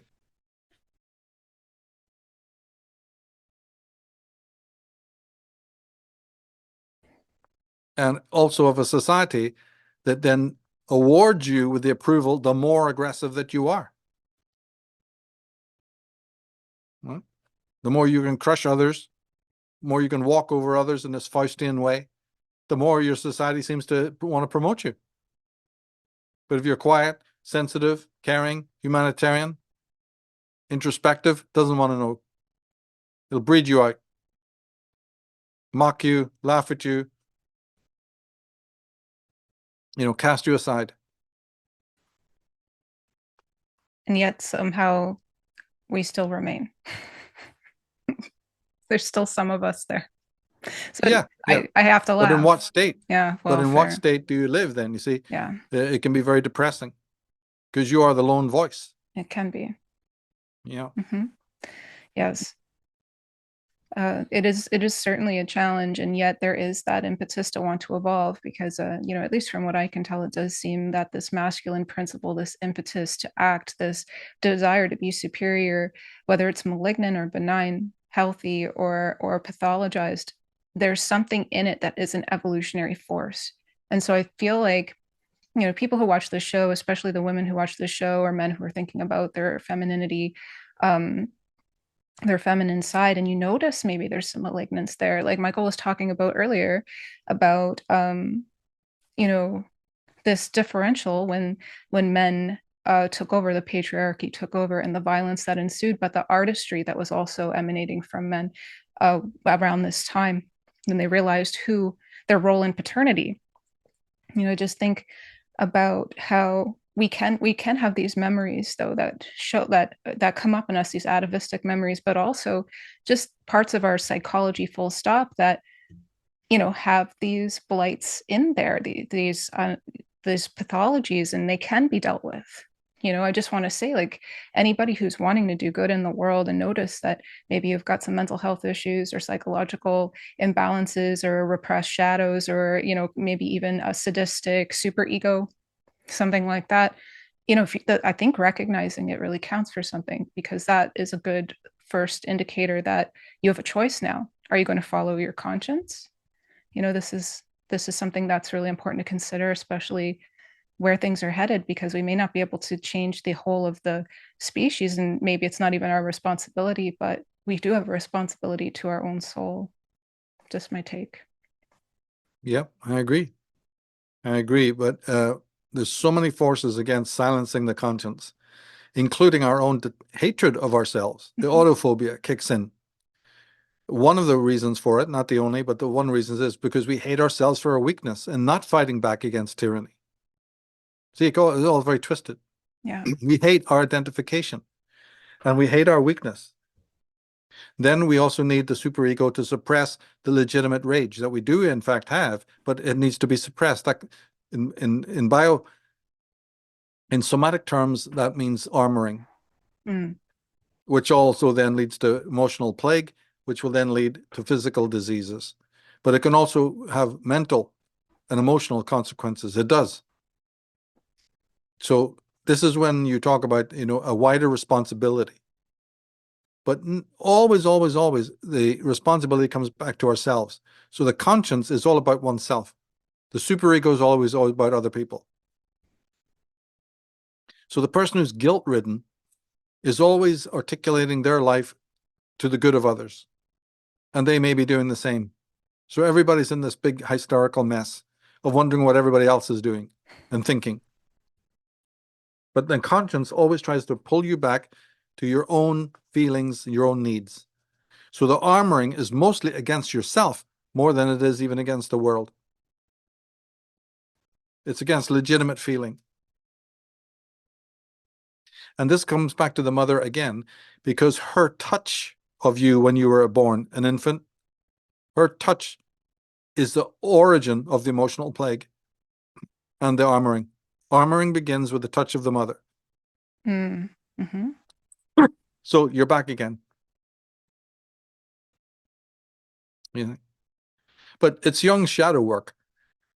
The mother, the woman, has to confront these historical aspects and overcome them. That's her shadow work. And just because Jung didn't explicitly address women in this matter doesn't change that fact. Women have their collective shadow work to do. Men have it as well. The collective crimes, the collective anger and the hatred, how can it be doing you any good? You see, these things have to be purged if we're to have a healthy, see, it might all be shiny and sanitized and hygienic on the surface. That's what we do. We scrub our planet, we scrub our cities. It's all lit. It's all concrete and steel, right? Make it all look very sanitary. No. Yep. But underneath, it's putrid. And you think that our children, their outcome, the discontents, the delinquency, would long ago have shown the ordinary people, that something's the matter. But it doesn't. They've always got an excuse. And one of it is the blanketing projections on womankind. We've got projection, all right, but it's always to cloak, these criminal aspects. And women are the main culprits there because they are the most associated from this. They can only do good.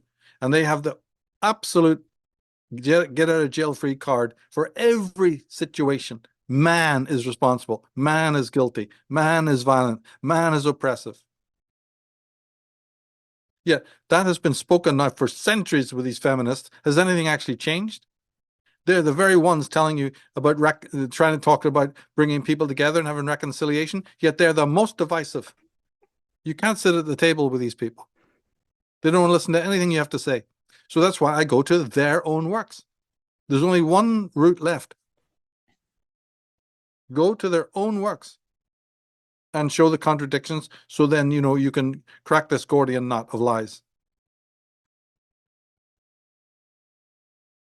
And you can do it. Just because they're operating on the institutional level. But that's why, even though I have a great respect for the critics of psychology, I'm not giving up on the psychology. I still come out thinking it's of extreme value in this particular, angle that I'm talking about, in this particular way. And so I can sit there and argue back with the great minds who were suspicious as hell of psychoanalysis and psychology. Yes, but I could be somebody, you see, that has learned to argue back with them, taking on board everything they have to say and saying, yes, this is all very accurate, but there's still a greater need to have it. because of certain, things that it reveals that are absolutely priceless and can't be dispensed with. And a terrible mother coming along and using the get out of jail free card, well, I was treated bad by my parents, is not an excuse. Because if you sincerely were, then you would have stopped in time and said, I'm going to bloody confront that. I'm not going to bear my own children until I am healed and sorted. I'm not just going to repeat the bloody cycle over and over again. Yeah. I think as soon as you become privy to this information, you have a moral responsibility to do something. That's right. Absolutely. And you also have the freedom to not have it, but then you'll just create generations of trouble. See, and as we said, one of the greatest definitions of a terrible mother is that they create the children who are necrophilous, who then are programmed by her to enter into the solar world of the healthy masculine and corrupt it in a way we just said. Yeah. The masculine becomes corrupted because of her children. She's unworked, they're unworked, but they're destined to go into the solar world. And now the solar world is flooded with the children of the terrible mother. Yeah. She's populated the whole of it by these poisonous hipsters, soy boys, and betas, and these simps. You see, they're all just workarounds. Yeah. So the job is done. The job is done. Her agents are in the world. That's why it's so bloody important. We're talking about something very, very deep here. And each one of them embodies, because they're in her service, they embody a little smidgen, or sometimes more than that, of that atavistic rage. They're her agents. Oh, yes. Yes. They're Mordreds in her service. So then when you want to look at the world and say, why is this happening? Why are things happening? Why do I raise a perfectly beautiful, normal girl, but by 5 minutes in college and she's a fucking freak, a woke freak?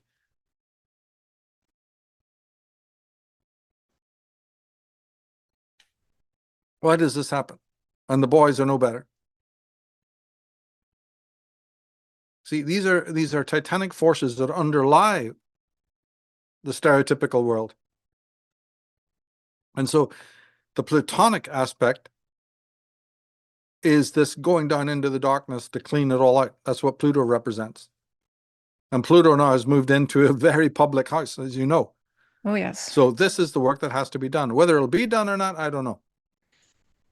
I'm just showing it and saying this is exactly what needs to be done. A thorough sanitization.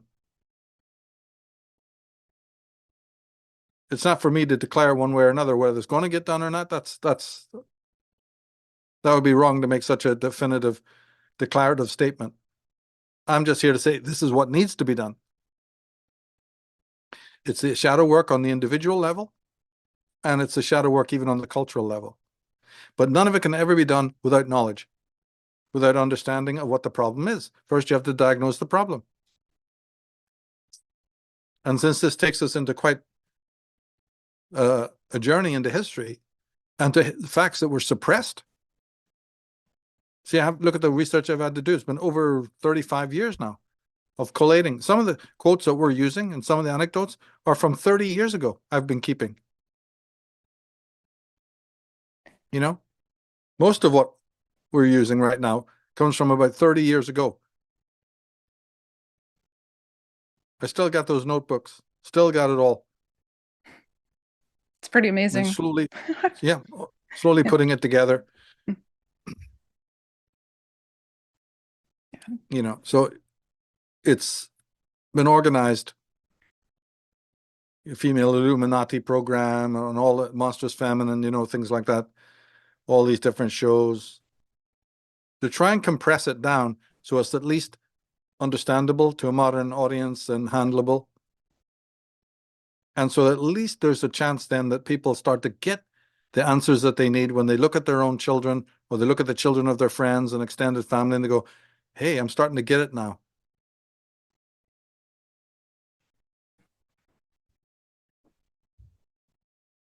And bring up some of the basic psychology, Because also so many lies have been taught about the Freudian aspects and even psychology in general. It's a task just to straighten that out, just the errata, just the mudslinging and the lies that have been told. You see, you have a job to do just to clean that up before you can even get to applying it properly where it needs to be applied, like we've been doing in these shows.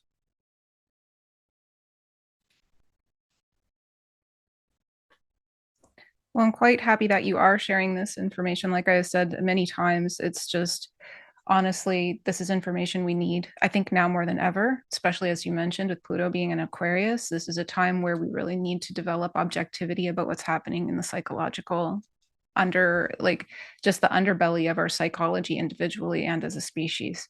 It's the perfect time. Nature's on our side to bring this stuff up. So we can work with it now more than ever if we want to. It's our choice, of course, but you know, um, I would say, couldn't be more timely. So I wonder, Michael, do you have anything else you'd like to say before we conclude this episode? Only that it's going to take courage.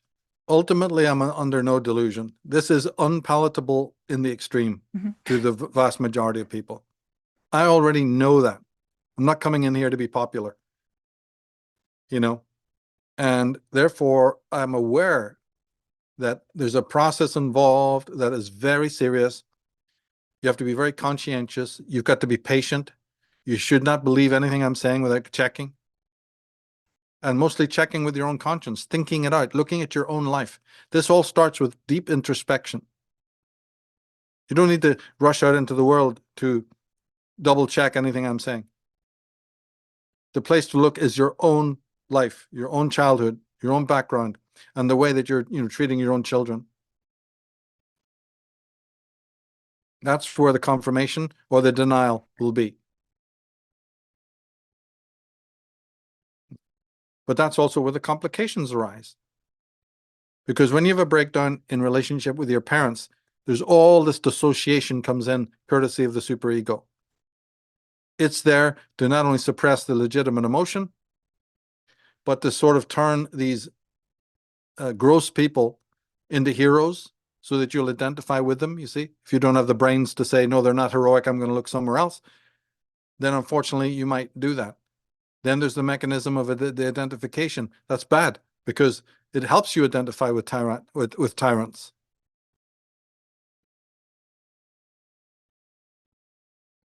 And then you have to be able to say, okay, if there are these multiple neurotic types, the four we've talked about a lot, which one am I? Or do I have traits of all 4, 5, whatever it may be? Can I spot the psychoid nature of myself? The schizoid nature of myself, those episodes. Am I a bit depressive? Am I a bit obsessive compulsive? Am I a bit hysterical? Am I a bit manic? Right? Try to be honest with oneself. This is where the conscience comes in. If you want to undermine the role of the superego, you've got to be able to know how to work with the conscience, because it's also the spiritual part of you that will overcome the enemy once you know how to empower it. But our education system doesn't bother teaching any of this. It only focuses entirely on the superego, which is to win you the approval of the equally deceived. You're getting the approval of the same people in the same mess as yourself. How's that going to work? The misguided are approving of the misguided, seeking approval from the misguided. Can that ever work? So it's not that the conscience is some weak thing. It isn't.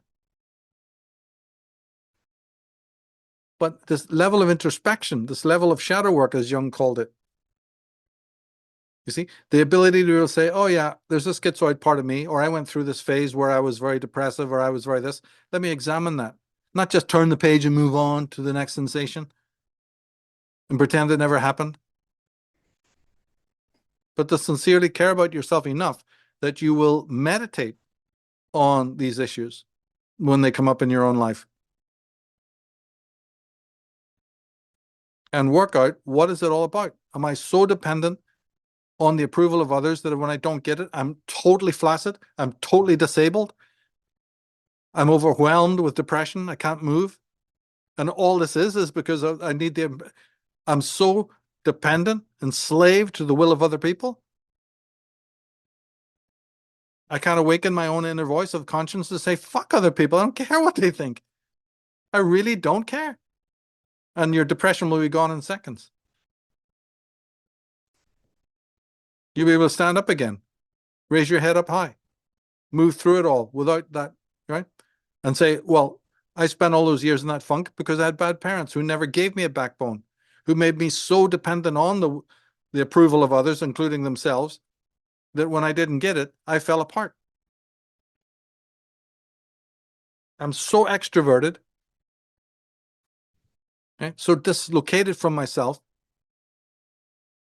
All my life I've just been this mannequin, dolling myself up, dressing, speaking the way everybody else does, believing what they do. And then when I'm still feeling that I'm not quite the business, or I keep seeing people on Facebook that are better than me, cuter than me, or whatever it might be, I fall into this funk. What a pathetic maggot I am. Can I fucking stand up as a human being and say to hell with it?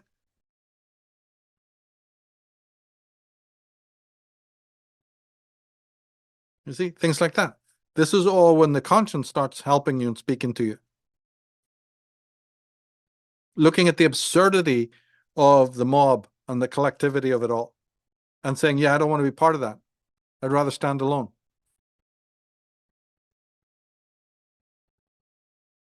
All of these different processes. No, people just say, okay, I'm in a funk. Let me go east and become a Buddhist. Or now the trend is become a Roman Catholic again, become a Christian again. Round and round we go. These are all the inauthentic models.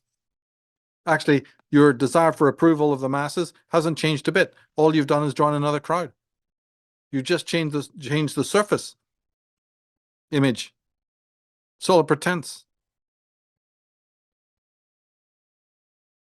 But it's largely manufactured by the media. See these Rhonda Byrnes, right? These Eckhart Tolles. They all love you doing this. You found out about it because it's also Deepak Chopra on TV or whatever. I'm gonna follow that. Or no, I'm going to neo hippie and go down to the Amazon and take ayahuasca from some fucking cave crawler. You don't realize that you're going back thousands of years? This is like witchery. They got a big cauldron and throw a few frogs into it, some snake piss, and you're for it. You had a spiritual awakening. Is that what you're trying to tell yourself? You think that's what the Platonic shadow work is all about? You see, the delusion. They wouldn't even know regression if they saw it, if they walked right into it. But these punks, these cave crawlers see you coming. That's something, as Jung warned, that's for their culture. That's what they do. It's nothing to do with you. You won't win anything there. It's just a form of regression. Deep regression in many ways. Very, very, very dark. I have no time for anybody who does it or lauds themselves for doing it and calling it shamanic. It's the most abused word in our lexicon. Mm-hmm. But there's all these, there's always been these back doors to God. Always this fakery. And there's a very, very, very powerful Dionysian cult from ancient times who bankrolls all of this as well. This is not by accident that all of this has come into the mainstream, by the way. We're talking about secret societies earlier and cults. Well, this underground cult is a drug cult. And it's frighteningly powerful and wealthy. And they have their agents ensconced everywhere.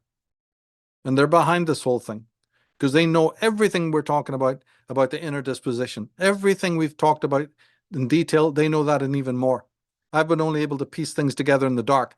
These are people who know the whole story. They're the descendants, ideologically or biologically, of these ancients. And they've been peddling this stuff for centuries and centuries. Very clever, very powerful. And so they have their fingers on the pulse of where the human psyche is. And they've been drug dealers and purveyors for a long, long time. They're behind Big Pharma, but they have other agents that work on this other level we've just been speaking about as well, to lure you down to the jungle, which is the analog, you see, of the archaic level of unfreedom. And because they know you're a discontent, that means somebody who's inhabiting the solar world, but you're not really. You're just a passing through. You're just a visitor. You don't really like it. You're what I call a happy discontent, what Aldous Huxley called a smiling depressive. I have an article called Happy Discontents. Maybe you can link up to that. Yeah, I'll put that down. It's about most people today.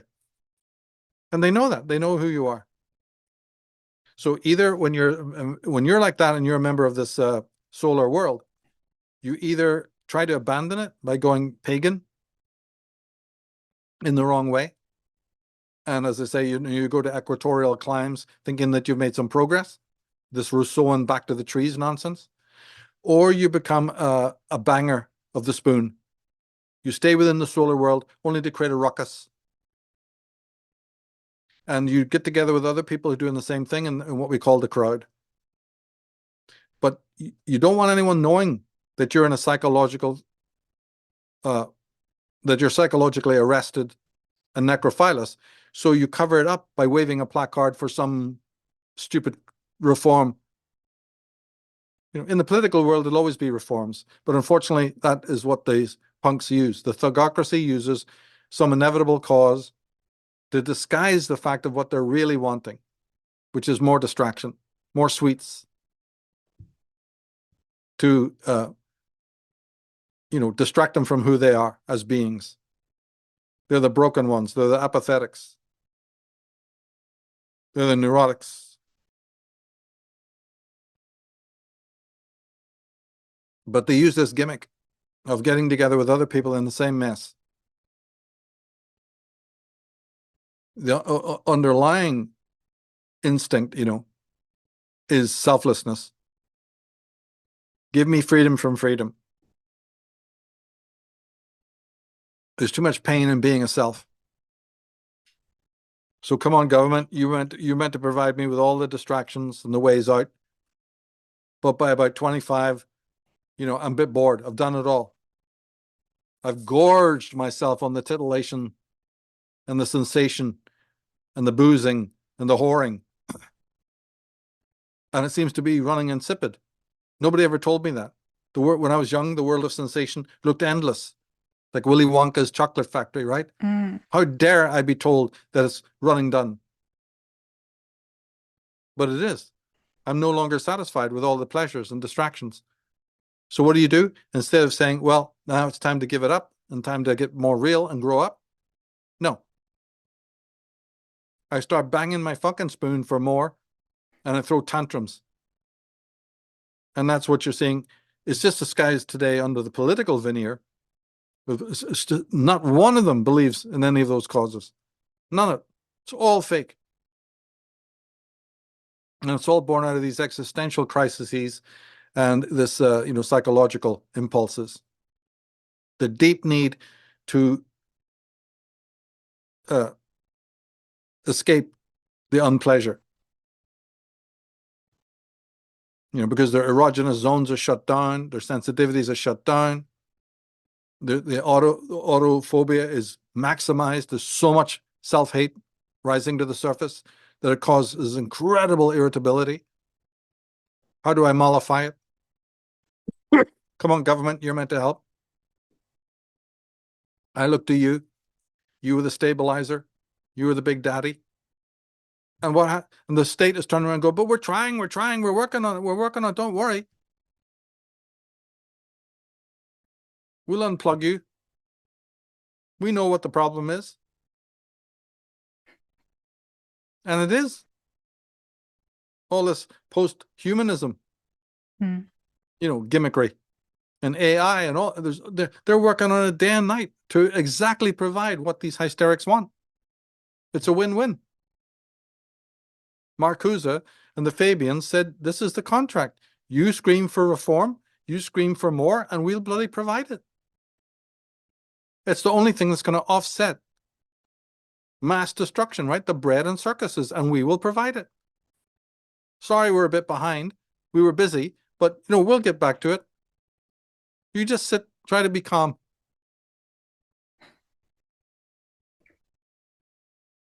And that's why there's a million vodkas, right? A million beers. Right? Oh, I mean, it's so just many, it's so many. non-stop. It's non-stop. How many brands of coffee do you have? How many brands of cigarette? Right? The thing is just an industry of an industry. Movies for every occasion. But it gets more and more sludgy, more and more perverse as time goes. Because the question is, can Big Brother keep on providing what is needed? The answer is, of course not. There is a point going to come where it's over. Yeah. But they don't mind, because now you're 35 and you're falling. Well, you're no use anyway. It's okay. We just have to keep enough for the new incoming generation. If you go mad when you're in your 30s, right? And you become a raging alcoholic or dependent on drugs, well, that's just collateral damage. Just move out of the way. Wow. Yeah. Mm-hmm. We have an institution that can handle you. It's called prison, or it's called madhouse. Right? They already know there will be casualties. They know it already. There's no fooling about it. So they only focus on you between, maybe up to your Saturn return a little bit longer. But they've already worked it out. They've already worked it out that a 30-something-year-old person is going to run very, very short and become very apathetic very quick. So they just turn up the porn, right? Turn up the distraction. Make sure there's plenty going on in the media, horror stories. Soon it'll be virtual headsets and implants and bots to keep you satisfied. You can have any kind of chick you want. They'll make it, right? They're working on it. Oh yeah, they're definitely working on it. Yeah. So, in the AI world, they're working on it, but even physically. And it wouldn't matter anyway, because most people are in their own conscious descending to the level of the automaton. They really are. Yeah. Because this is the result of armoring. Armoring is only a halfway stage. The full armoring is when there's no human there at all.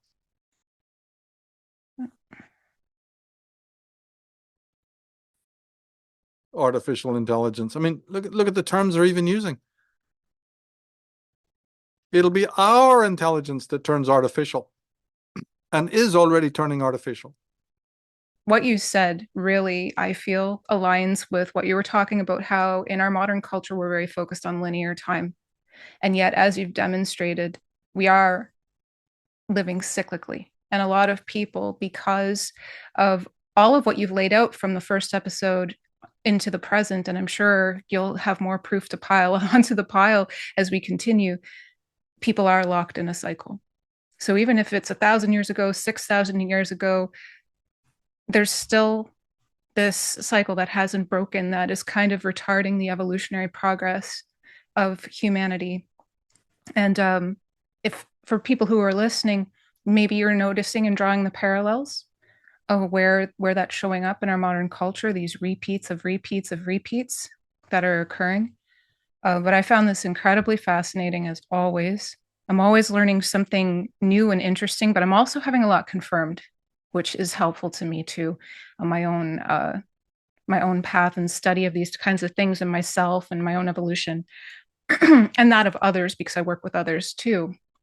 So I just want to thank you very much, Michael, for sharing everything you have, and to just being willing to put this information out there. I know it's not easy. So yeah, thank you so much. You're welcome. Thank you very much for the time. And with that, we bring this episode of The Dark Side of the Female Psyche to a close. There's still more to come in this series, so make sure you're subscribed to Willfully Evolving Woman here on YouTube and turn on your notifications so that you'll know when the next episode is ready. More social media accounts may be added in due time, so if that interests you, bookmark willfullyevolvingwoman.com and be sure to check back periodically. If you would like to follow Michael and learn more from him, you can find his works through the following channels: dragonmother.org, femalepsychology.org, and of course, michaeltsarion.com. And if you're interested in Michael's premium presentations and the Unslaved podcast, you can find those by becoming a member at unslaved.com or unslaved.substack.com. I'm Sarah DeHaven, and on behalf of Michael and myself, thank you for being here, and thank you for listening. See you in the next episode.